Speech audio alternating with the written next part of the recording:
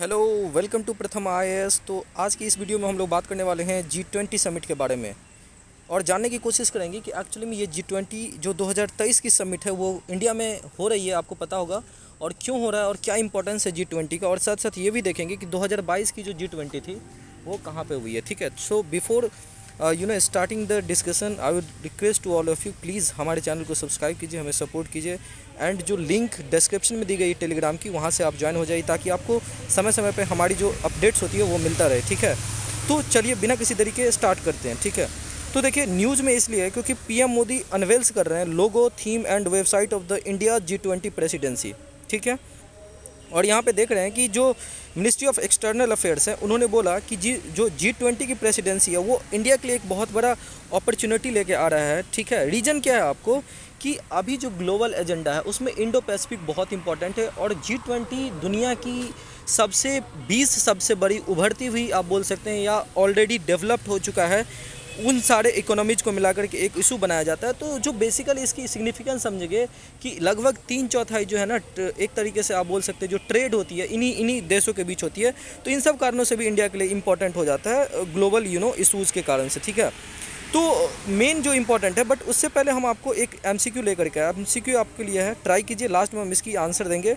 और हमारे जो प्रथम IAS आपका एक तरह से बोल सकते हैं टेलीग्राम है, और प्रथम IAS जो है आपका एक तरीके से हमारा इंस्टाग्राम पे जो है ना, वहाँ भी आप लोग चले जाए, वहाँ हम एक्सप्लेनेशन और कुछ शॉर्ट्स डालते रहते हैं इंपॉर्टेंट। ठीक है, बट आपका यहाँ पे MCQ है आप सभी लोगों के लिए कि falcon 50 conducting joint surveillance and ocean mapping एक नेवल एयरक्राफ्ट है, ये किस कंट्री का है। ऑप्शन यहाँ पे देख रहे हैं, तो पॉज करके इसको ट्राई कीजिए, तब तक हम लोग डिस्कशन की तरफ बढ़ते हैं। तो जैसा आपको पता होगा कि इंडिया जो है प्रेसिडेंसी 2023 के लिए जो G20 का वो अपने सेक्रेटरीट या बोल सकते हैं प्रेसिडेंसी के अंदर लेगा। कहाँ से? तो अभी की जो करंट चेयर है इंडोनेशिया, 2022 की जो एक तरीके से बोल सकते हैं G20 हुआ वो इंडोनेशिया में हुआ है। और ये जो G20 बहुत ही पावरफुल ग्रुप है और 20 इंटर गवर्नमेंटल फोरम है जो वर्ल्ड की मेजर डेवलप्ड और डेवलपिंग कंट्री जिसमें पार्टिसिपेट करते हैं। ठीक है, दिसंबर 1 से जो है इंडिया की प्रेसिडेंसी स्टार्ट हो जाएगी। और आगे हम देखने वाले हैं यहाँ पे कि ये जो पार्टिकुलर मीटिंग हुआ था वो इंडोनेशिया में 8 और 9 एक तरीके से बोल सकते हैं 15 और 16 नवंबर को ये बेसिकली कहाँ पे हुआ था, बाली में हुआ था। ठीक है, तो जैसा कि आप जान रहे हो यहाँ पे इसकी जो कुछ कंट्रीज आप यहाँ पे देख रहे हैं कि अर्जेंटीना है, ऑस्ट्रेलिया, और इवन UPSC में भी क्वेश्चन पूछ लिया गया था कि G20 का मेंबर कौन नहीं है यहाँ पे। तो यहाँ पे मेंबर कौन कौन से अभी देखिए, Argentina, Australia, Brazil, Canada, China, France, Germany, India, Indonesia और कुछ यहाँ पे साथ साथ Italy, Japan, Republic of Korea, Mexico, Russia, Saudi Arabia, South Korea, Turkey and the United Kingdom, United State and European Union. European Union एक organisation है जो आपको इसका पार्ट्स है। ठीक है, ऑल्सो अगर आप देखोगे तो ये जो आपको मैंने बता ही दिया कि जो G20 समिट हुई थी अभी 2022 में 15 और 16 नवंबर को, ये एक तरीके से बोल सकते हैं लीडर समिट होने वाला है एक्चुअली में। ठीक है, वो इंडोनेशिया में होने वाला और इंडिया दिसंबर 1 को यहाँ से ले लेगी। ठीक है, इनके हाथों से अपनी प्रेसिडेंसी। रीज़न जो इंपॉर्टेंस है, एक तो इकोनॉमिक कोऑपरेशन और ऑलमोस्ट अगर आप देखोगे ग्लोबल इशू में तो 85% ऑफ द ग्लोबल GDP जो है ना इसी 20 कंट्रीज़ के पास है। 75% ऑफ ग्लोबल ट्रेड भी यहीं से होता है, जैसे मैंने आपको ऑलरेडी बताया। और 2/3 of the world population in सारे कंट्रीज जो है ना वो कंप्राइज करते हैं। अगर आप G20 प्रेसिडेंसी की बात करें तो इंडिया लगभग 200 मीटिंग्स इन 32 डिफरेंट सेक्टर्स जो है मल्टीपल लोकेशंस पे अक्रॉस द कंट्री। और आपको पता होगा कि फर्स्ट टाइम G20 का ही एक मीटिंग आपको जम्मू एंड कश्मीर में भी बहुत न्यूज़ में था, BPSC में क्वेश्चन पूछ भी दिया गया था। ठीक है, तो वहाँ पे होस्ट होने वाली है। और G20 समिट जो है इंडिया सितंबर 2023 में जो है एक तरीके से होस्ट करेगा। ठीक है, ऑलरेडी मैंने आपको ये मेंबरशिप के बारे में बता दिया है कि कौन कौन से कंट्री जो है यहाँ पे, जो स्पेन जो है ना is also invited as a permanent guest. ठीक है, तो ये सारी जो है आपको यहाँ पे स्पेन को इन्वाइट किया गया परमानेंट गेस्ट। अच्छा, इंडिया जब कोई भी कंट्री प्रेसिडेंसी संभालती है तो उन्हें अपॉर्चुनिटी दिया जाता है कि वो किस कंट्री को जो है गेस्ट कंट्रीज़ के फॉर्म में अपने प्रेसिडेंसी के दौरान बुलाना चाहते हैं। तो होता क्या है एक्चुअली कि जो गेस्ट कंट्रीज होते हैं वो बहुत ही फेवरेबल होते हैं, लाइक माइंडेड होते हैं। ठीक है, जिसमें उस पार्टिकुलर प्रेसिडेंसी कंट्री की इंटरेस्ट होती है तो उसको सम्मिलित करते हैं। तो यहाँ पे इंडिया ने Bangladesh, Egypt, Mauritius, Netherland, Nigeria, Oman, Singapore, Spain and the United Arab emirate that is UAE को गेस्ट कंट्रीज़ के फॉर्म में बुलाया है यहाँ पे, ठीक है।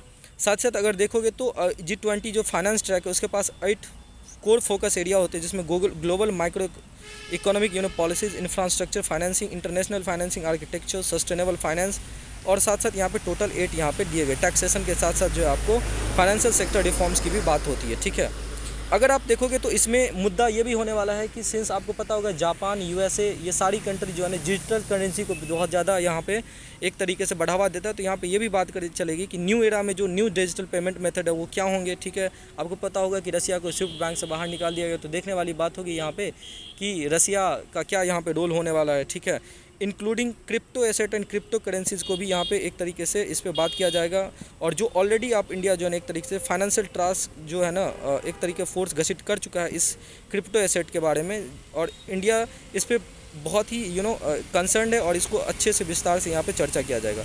एक टर्म आता है कि शेरपा। देखिए शेरपा होता है कि प्रधानमंत्री के अलावा जो आपके जो लीडर होते हैं ना G20 के, उनकी जो मुख्य बातें हैं, उनकी जो एजेंडा, उनकी थॉट्स जो मीटिंग से पहले जो एक वाइट पेपर तैयार होता है, उस पर कौन कौन से पॉइंट लीडर्स लेकर के जाते हैं। तो लीडर्स तो ऑटोमेटिकली तो बोलेंगे नहीं, तो वो एक अपने मंत्रिमंडल से, अपने मिनिस्टर्स से जो है ना आप बोल सकते हो, और बोल सकते हो बेसिकली कि कभी कभी एक टॉप ऑफिशियल्स रैंक के होते हैं, तो वो शेरपा गठित करते हैं। तो ये जो एक तरीके का आप बोल सकते हो समिट से पहले जो मेन बातें हैं वो कंट्री की यही बताएंगे।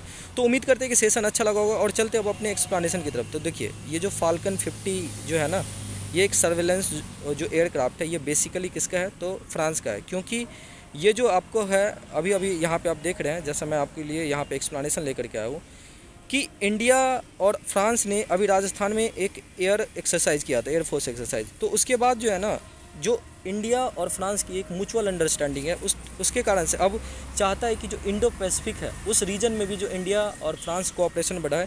तो इंडियन नेवी की जो बोइंग P-81 जो एक बॉम्बर है, आपको पता होगा, मतलब जो सर्वेलांस शिप है, और नेवी फ्रेंच नेवी की फाल्कन 50 वो कंडक्ट करने वाला एक joint surveillance and ocean mapping specially Mozambique, China, Mauritius and south west Indian Asian regions में, कब नवंबर 9 से 11 के बीच में।